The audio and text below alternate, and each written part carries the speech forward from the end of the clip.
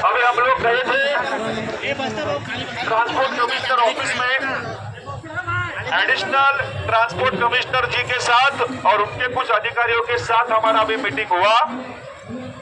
उस मीटिंग में हमने हमारे सब मुद्दे रखे और जो मुद्दे इनके हाथ में है, क्या झालं, जो मुद्दे इनके हाथ में है वो मुद्दों पे अभी बात हुई। जो ट्रांसपोर्ट कमिश्नर ऑफिस के अधिकारी है ना, के हाथ में जो मुद्दे हैं उधर अभी ज्यादा उसके ऊपर बहस हो गई। उन्होंने दो प्रमुख मुद्दों पे बात की। एक तो बाइक टैक्सी का मुद्दा, उन्होंने बोला कि हमने अभी 4 एफआईआर किए हैं और 6 एफआईआर हो गए। आवाज सगळ्यांना येतोय का आता? तो उन्होंने आता सगळ्यांना येतोय, सगळ्यांना तिकडे शेवटपर्यंत। तो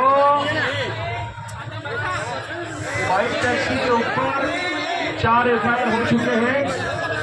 उन्होंने भी चेक किया काफी एरिया से बाइक टैक्सी, काफी नहीं मतलब जितना भी उन्होंने चेक किया, पूरे बाइक टैक्सी अभी फिलहाल बंद है पूरे महाराष्ट्र में और पूरे मुंबई में। अगर आपको किधर भी बाइक टैक्सी मिलता है तो आप हमें बताओ, ऐसे उनका बोलना है, हम और एक एफआईआर डाल देंगे। तो सब जगह पे बाइक टैक्सी बंद है क्या? अभी चालू है क्या? तो हम चेक करेंगे और उनको बताएंगे, चेक करेंगे। दूसरी बात है, जो हमारा पहला मुद्दा है जो हमारे रेट के बारे में है, तो हमने उनको बोला कि हमको अभी जो आरटीओ का रेट है वो रेट मिलना ही चाहिए, उसके अलावा कोई भी रेट नहीं चलेगा। उन्होंने उसके ऊपर कुछ बहस की, डिटेल में क्या बहस की ये मेरे भाई लोग जो वहाँ पे थे वो बताएंगे। इंपॉर्टेंट मुद्दा ऐसे है कि हमने उनका बोलना है कि हमने अभी तक एग्रीगेटर पॉलिसी नहीं बनाया। तो मैंने बोला गलती आपका है, हमारा गलती नहीं है। आपने 5 साल टाइम पास किया, आप अधिकारियों ने काम नहीं किया, गलती हमारा नहीं है, हमको हमारे रेट मिलने चाहिए। तो ये एक मुद्दा है। तो मंगलवार को उन्होंने मीटिंग रखी है ओला, उबर, रैपिडो और सब अधिकारियों की। 15 लोगों ने अर्जी दी है इसके लिए, किसके लिए? एप्लीकेशन के लिए। तो उन्होंने मंगलवार को मीटिंग रखी है, तो वो बोलेंगे मंगलवार को फैसला सुनाएंगे मीटिंग होने के बाद। ये उनका कहना है। हम लोग इस बात पे ठाम है कि जब तक रेट बढ़ेगा नहीं तब तक यहां से हिलेंगे। ये सब बात, ये चीज पे सब लोग रेडी है। दूसरा एक इंपॉर्टेंट मुद्दा है कि आज के तारीख में इन कंपनियों के पास एग्रीगेटर लाइसेंस नहीं है। तो वैसे भी मोटर व्हीकल एक्ट 1988 के सेक्शन 93 और सेक्शन 193 के तहत ओला, उबर, रैपिडो को और किसी भी ऐप कंपनी को, एग्रीगेटर जो खुद को बोलते हैं, उनको महाराष्ट्र में काम करने के लिए कायदेशीर परमिशन नहीं है। अगर कोई उस कंपनियों पे काम करता है तो उसको 1,60,000 रुपए का जुर्माना है।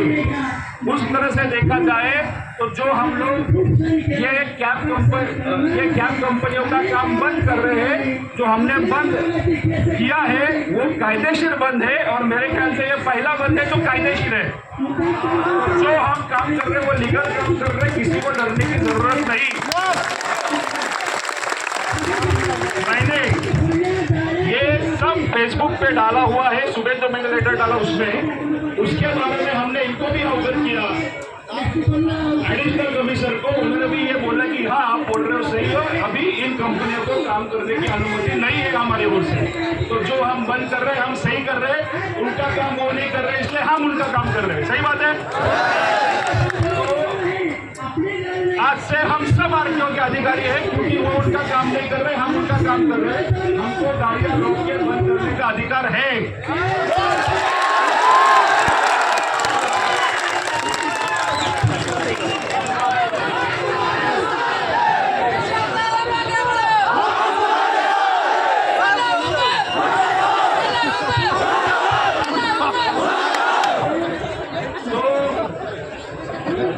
आप सब जो बाइक टैक्सी बंद कर रहे हो, जो आप सब ओला, उबर के कैब्स और रिक्शा बंद कर रहे हो, वो बंद करने का हमको अधिकार है।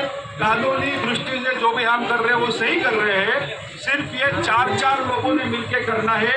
किसी को मारना पीटना नहीं है। जो हमने आज तक सक्सेसफुली किया है इसको ही करना है। मैंने आपकी ओर से अधिकारियों को ये बोला है कि मंगलवार को वोट दूर को होता है, बराबर है ना? अगर पूरा महाराष्ट्र का मुंबई नागपुर जैसा मेट्रो सिटी को लखनऊ मार गया हमारे बल की वजह से, तो आप 4 दिन लखनऊ वैसे रखना चाहिए। लखनऊ वैसे चलना आपको चलेगा तो उनको चलेगा। तो मैंने भी आपकी ओर से उनको बोला है उनको चलेगा तो नहीं। सुनो तो मैंने आपकी ओर से उनको बोला है कि हम लोग अगर ऑनलाइन रिक्शा और कैब चलाते हैं दिन भर 12-12 घंटे, तो हमारे किसी में कितने पैसे आते हैं? 0 रुपये आते हैं, बराबर है ना? और अगर हम नहीं चलाते तो भी 0 रुपये आते हैं। तो चलाना नहीं चलाना हमारे लिए सही है। तो आप ऐसा मत समझो कि हम मंगलवार तक आंदोलन खींच नहीं सकते, हम अगले मंगलवार तक ही आंदोलन खींच सकते हैं।